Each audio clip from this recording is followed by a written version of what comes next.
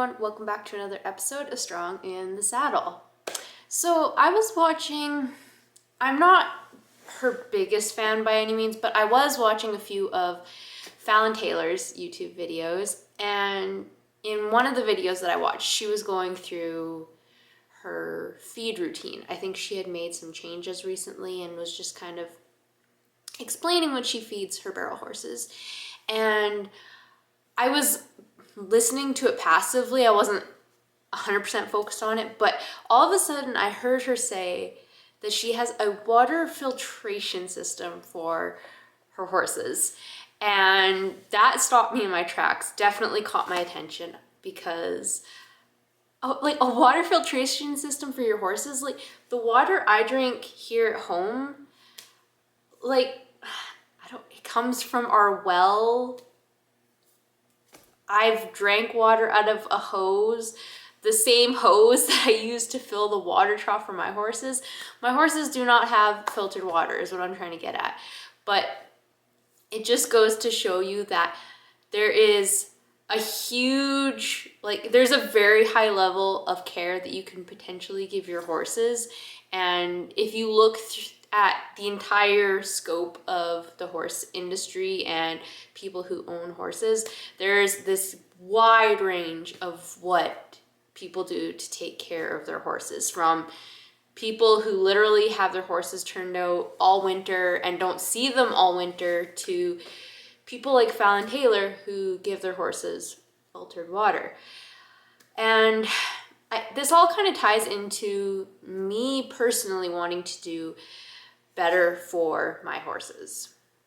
So I'll just say right off the bat, there's nothing wrong with how I take care of my horses. They have good feed. I give them, minerals to fill in any nutritional gaps. They have 24/7 fresh water. They have a shelter. Their feet get done regularly. They get their vaccinations and deworming as needed. If anything comes up, the vet is out here. They get regular exercise most of the year outside of when winter's extra miserable. So they have a good level of care. If you saw them out in the pasture, they're shiny, they look healthy, they seem to act like they're happy. They don't say whether they're happy or not, but they're good, right? I take good care of my horses. And I know from what I've just seen over the years that my level of care of my horses is higher than other people. To some people, how I take care of my horses, they would think I am excessive with how I take care of my horses, that maybe I baby my horses, whatever you want to say. But just for me personally, yes, my horses are taken care of, but I want to step it up. I want to step up my game. I think there's a few reasons why I want to do that. So one of them I think is just personal fulfillment. I take a lot of pride in taking care of my things, whether that be my pickup truck, my house, my horses, right? If I don't know, I like taking care of my things, and I take pride in, putting a little sweat equity in, a little effort in, a little time in, and knowing that my efforts are the reason that something looks good, or in the case of my horses, behaves well, does well, is healthy. I take pride in knowing that that is because I am a responsible owner. So that's, of course, a big part of why I want to do better when it comes to my horses. Another reason is just because I absolutely love my horses, and I would do anything for my horses, and I truly believe that they deserve the best. Do they deserve filtered water? I don't think so. I'm not going to be installing a filtration system in the barn anytime soon, but I do believe that they do deserve world-class care for sure. Junior has been with me forever, and he's done so much for me, and even though he's basically retired now, I still feel like I owe him so much for all the years that he's given me. And with Diesel, of course, I want him to last forever and ever and just be a happy horse for as long as he can be. And that's on me, right? Like, it is my responsibility if I want my horses to have longevity and to have health for as long as possible. It is, to a certain extent, on me to ensure that that happens. And if you guys watched any of my videos from earlier this year, my word of the year for 2024 is better. I want to do better. I feel like I did skate through 2023 and I want to do better. And a big part of my life is horses, so I want to do better with my horses. So it's just tying into that theme for the year. So as I said off the top, like, there's, giving your horses filtered water level of care. There's turning your horses out and not looking at them all winter.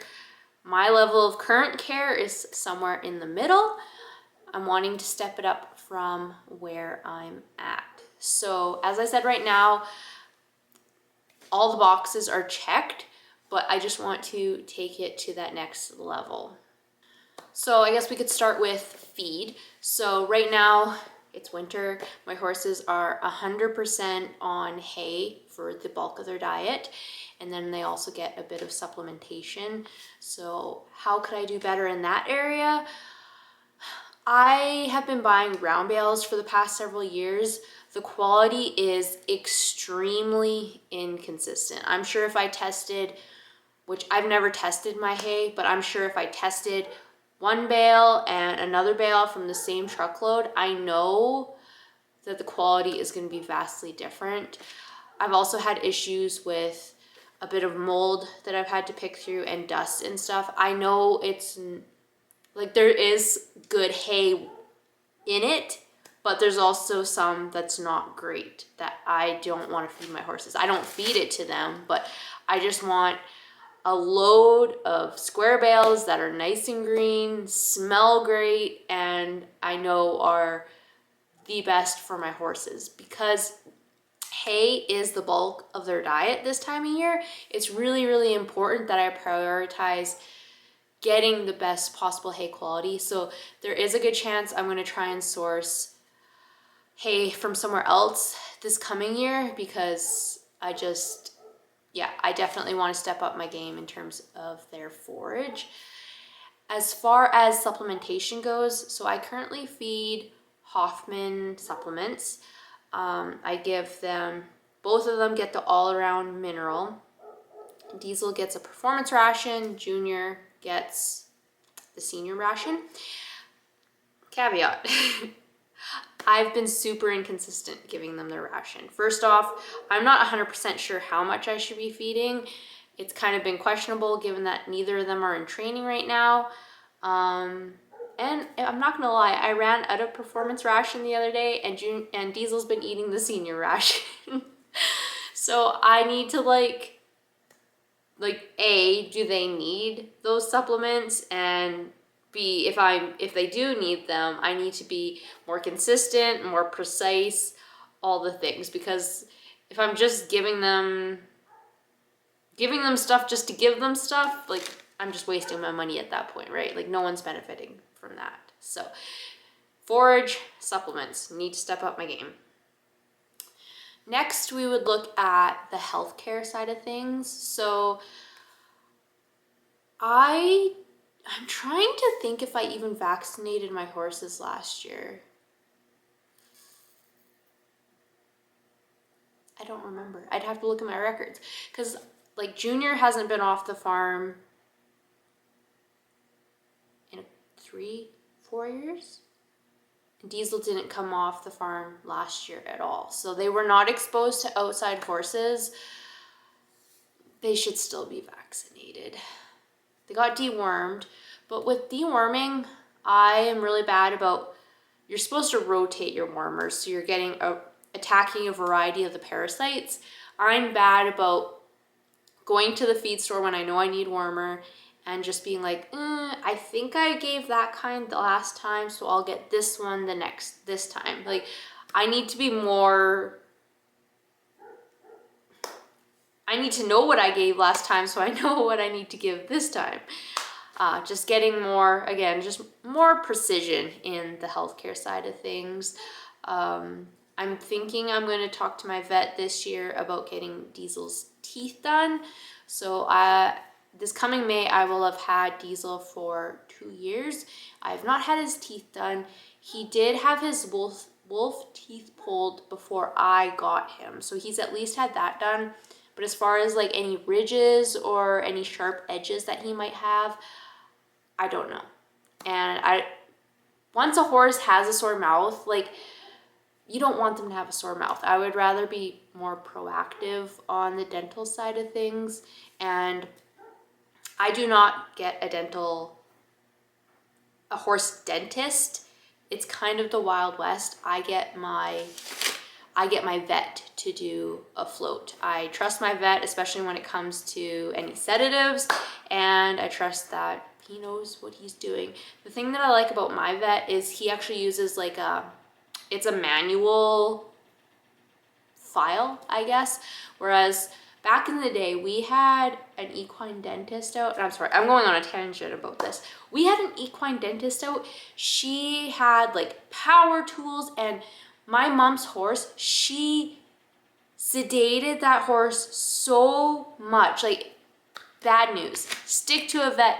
I'm sorry for the equine dentists out there. You are like, vets, please use a vet. Anyways, need to step up my game when it comes to healthcare as well.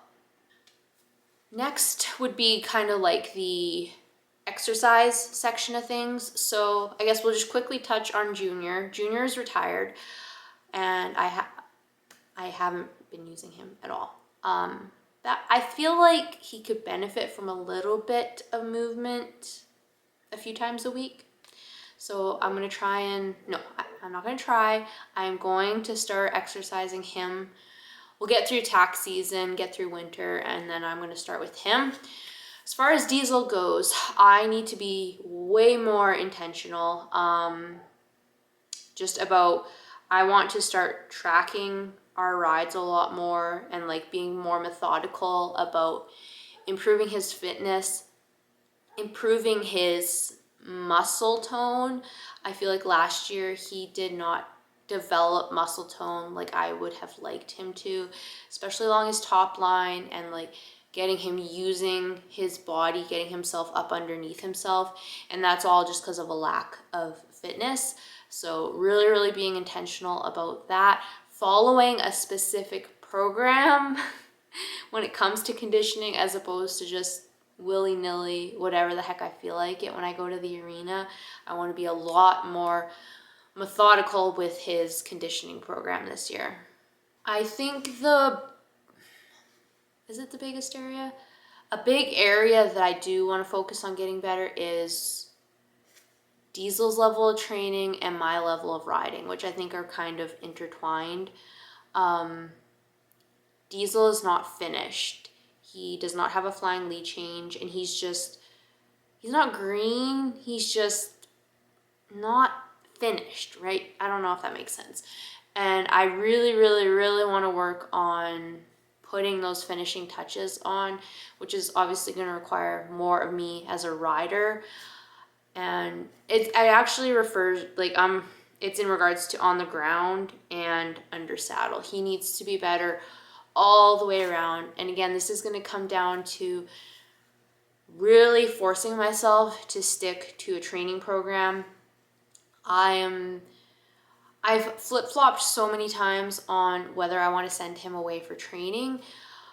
I really don't think it's necessary because, like I said, he's far enough along and I'm a good enough rider that I think we can figure it out, especially if we throw in clinics and riding lessons in there from an experienced trainer or coach.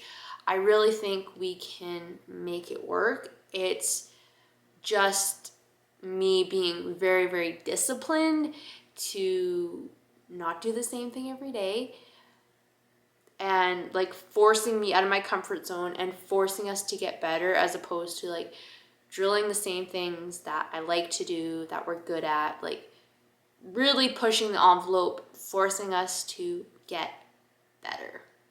Another big piece is confidence.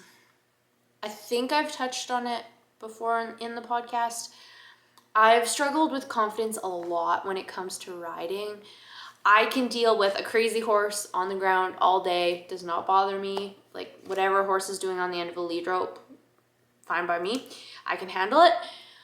When it comes to riding, I've struggled so much, and I think, well, I know it's held me back a lot.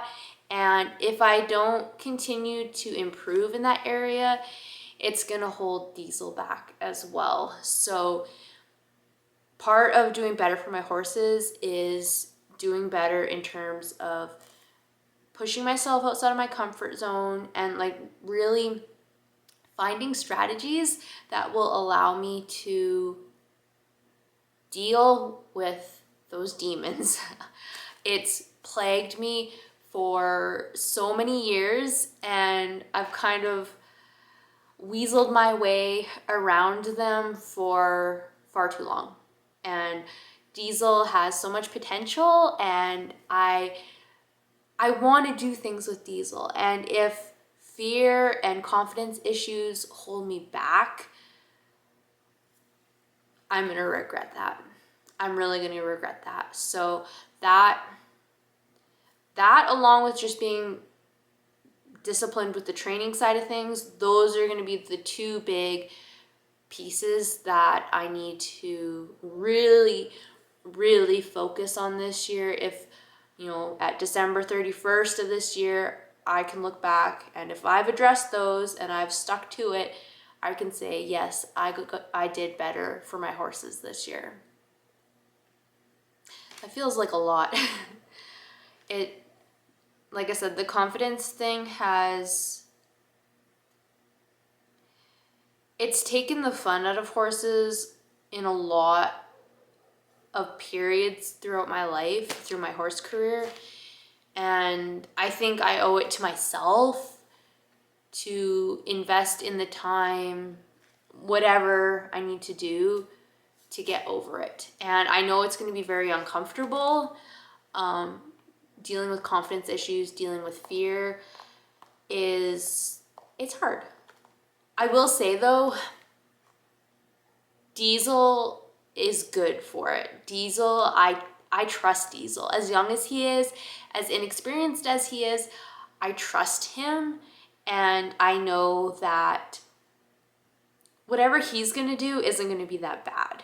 I've had him, as I said, for almost 2 years now. I've seen how he reacts to things, and it's minor. So, like, I know that, and that helps a lot with my confidence. So I think I don't have far to go, but given that I've dealt with it for so many years, it just feels like a big hurdle. But I think if I just kind of am persistent with it, we can make a lot of progress this year. So that's kind of how I'm planning on doing better for my horses this year. I don't know. I posted a story on Instagram this evening. I don't know what it is, what has happened. I am so motivated to do the things with my horses now. Like, the fact that it's February is driving me bananas, because I want to be out in a dusty arena in the sun, working hard, making my dreams come to reality. For a long time here lately, it's been like 6 months, I've not been super interested in horses. I've not been motivated. I've kind of just been, again, skating along. And now it's like a switch went off, and I'm like, I want to be a world-class horse person. I want to like level up my game. I want to be at the barn 24/7, like, and I'm listening to the horse podcast, I'm reading the books, I'm watching the YouTube videos.